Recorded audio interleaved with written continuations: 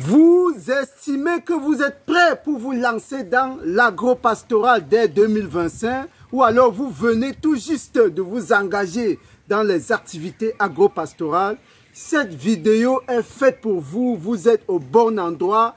Installez-vous confortablement parce que nous allons vous délivrer, depuis cette bananerie, nous allons vous délivrer les 5 erreurs capitales qu'il faut éviter de réaliser lorsque vous voulez vous engager dans l'agro-pastoral. Les 5 erreurs à éviter, c'est tout de suite après le jingle.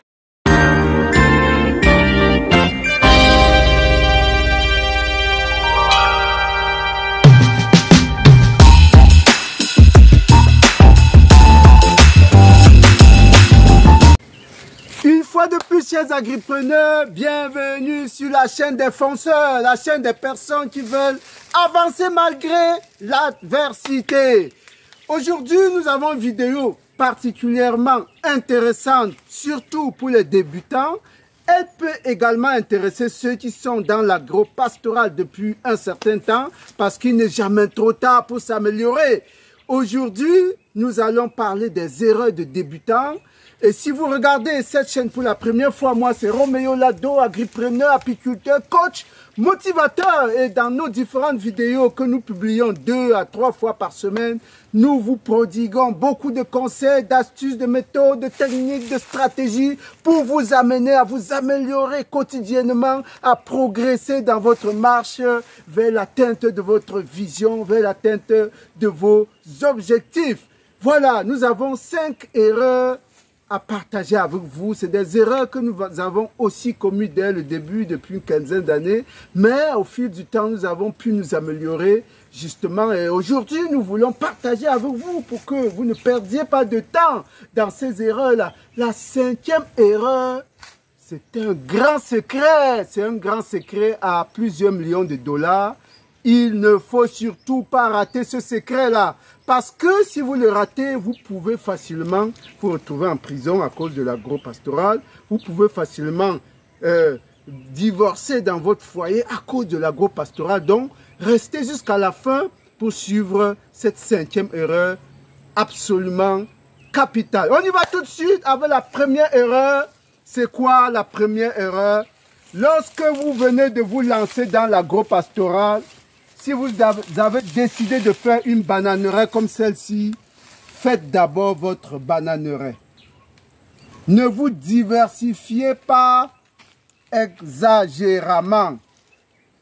Parce que le plus souvent, le piège, c'est qu'on entend que oui, on gagne beaucoup d'argent dans le poivre, on gagne beaucoup d'argent dans la pastèque, on gagne beaucoup d'argent dans l'ananas, on gagne beaucoup d'argent dans, je ne sais pas, la tomate. Parfois, on est embrouillé, on veut lancer tout ça à la fois.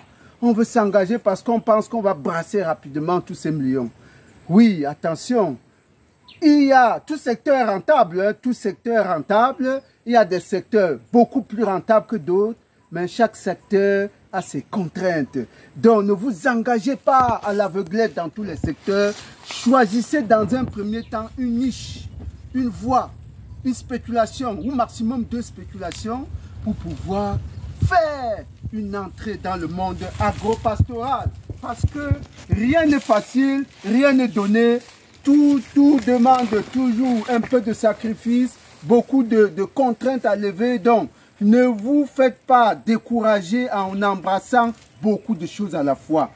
Soyez dans un premier temps sélectif, partez sur 1 ou 2 spéculations majeures. Donc voilà la première erreur à éviter lorsque vous voulez vous engager dans l'agro-pastoral. Ne faites pas plusieurs choses à la fois, faites 1 ou 2 choses et au fur et à mesure, vous ajoutez une chose supplémentaire pour pouvoir évoluer.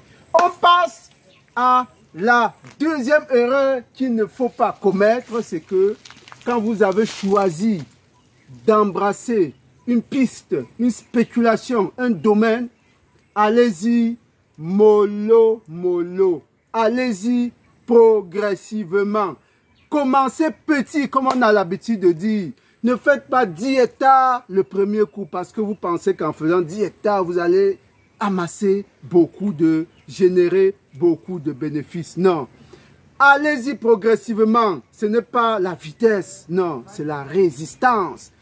Faites peut-être jusqu'à 1 hectare si vous vous sentez capable. Mais le plus souvent, commencez à demi-hectare, 1 hectare, maximum 2 hectares.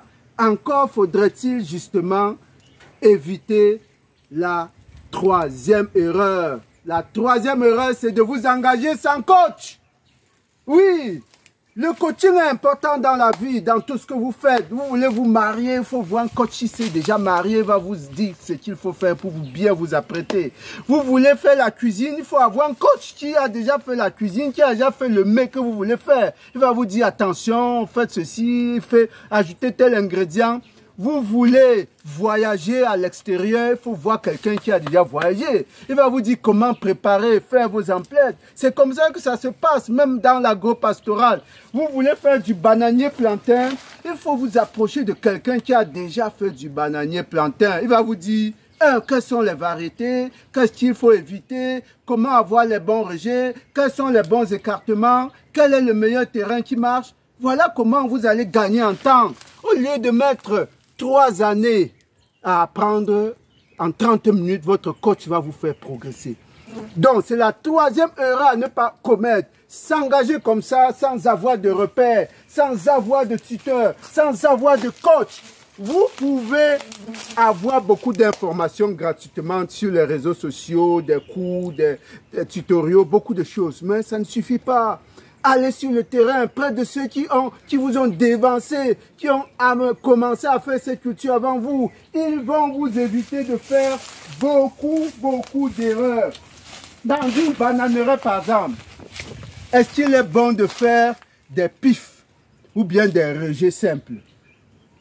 Quand vous n'avez pas encore fait la bananerie, vous ne pouvez pas bien répondre à cette question. Voilà, il faut voir un praticien, il va vous éviter beaucoup d'erreurs.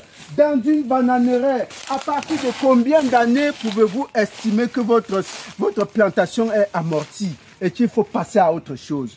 Vous ne connaissez pas. Approchez-vous de quelqu'un qui a une bananerie, allez dans son champ, il va vous expliquer, même si c'est payant. Oui, vous ne perdez rien, même si c'est payant. Voilà la troisième erreur à éviter.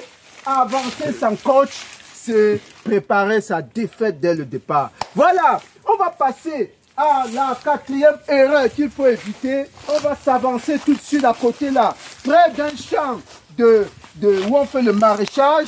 Ça n'a rien à voir avec le bananier plantain. Vous savez, les cultures se suivent mais ne se ressemblent pas. Le bananier plantain n'a rien à voir avec le verger n'a rien à voir avec une papayerie n'a rien à voir avec un champ de pastèques. Venez voir un champ de pastèques que nous avons apporté là. La quatrième erreur à faire pour un début, c'est de vous engager dans une superficie très grande de maraîchage. Ça, c'est une grosse erreur. On va vous expliquer pourquoi. Voici 1 hectare de pastèques que nous sommes en train de mettre sur pied. Voilà. On est là au début, on est là sur 100 mètres de long, 100 mètres de large, c'est pratiquement 1 hectare, 5000 poquets.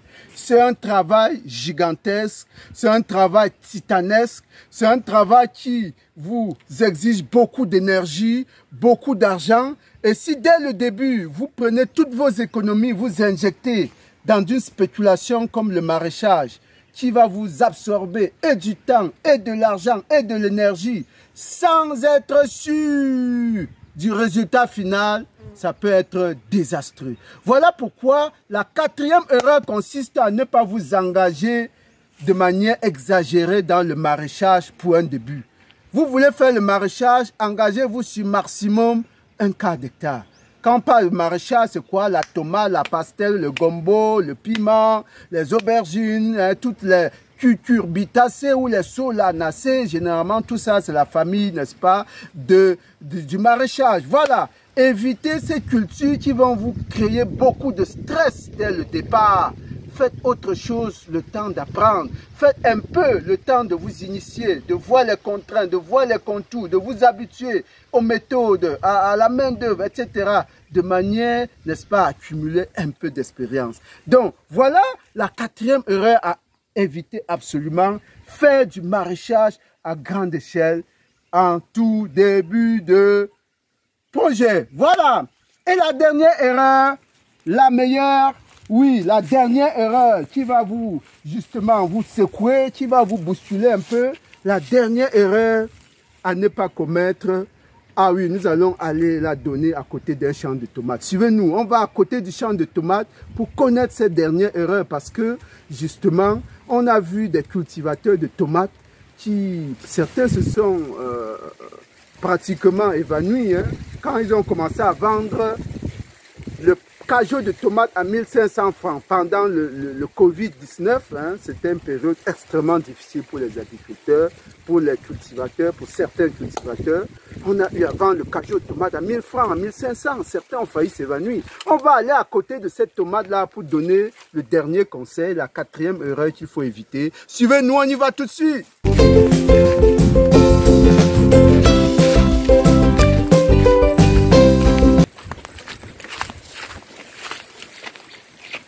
Voilà, nous nous retrouvons donc dans notre petite parcelle expérimentale de tomates. Voilà, c'est ici, n'est-ce pas, au milieu de ces baies, de ce beau fruit-là, que nous allons donner le dernier conseil. Voilà, venez filmer, venez montrer ces jolies grappes de tomates-là qui sont en train de naître. Voilà, on est en pleine floraison, en pleine nouaison. Voilà, le dernier secret, c'est tout simplement celui-ci. Je veux dire, la dernière erreur à éviter, c'est que n'empruntez pas de l'argent pour rentrer dans l'agro-pastoral. N'empruntez pas de l'argent pour faire vos premiers pas dans l'agro-pastoral. Mieux vaut commencer très petit et au fur et à mesure se faire des petites réserves, des petites économies pour pouvoir lancer plus grand. Voilà. Parce que si vous commencez par vous endetter, vous risquez, si ça ne marche pas, vous retrouver en prison, vous créez des inimitiés, vous avoir des problèmes dans votre foyer, votre couple, parce que vous avez pris des ressources familiales pour les mettre dans des projets qui ne marchent pas, vous risquez de ne plus rien avoir à manger à la maison. Voilà, vous allez vous retrouver dans un stress infernal.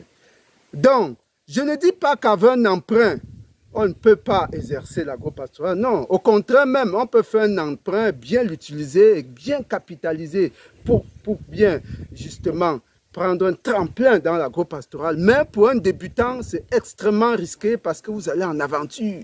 Vous ne savez pas ce que le devant vous réserve. Donc mieux vaut être prudent dès le départ et s'adosser uniquement et principalement sur les ressources propres.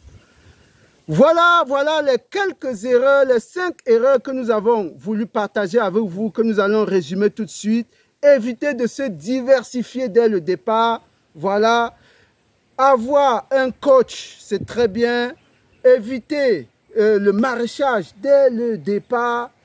Ne pas justement s'endetter pour pouvoir lancer les activités agro-pastorales. Je crois qu'il y a une erreur que j'ai dû oublier. Dans tous les cas, vous avez compris les 5 erreurs. Il faut les éviter dès le départ si vous voulez aller vraiment loin. À très bientôt. Merci.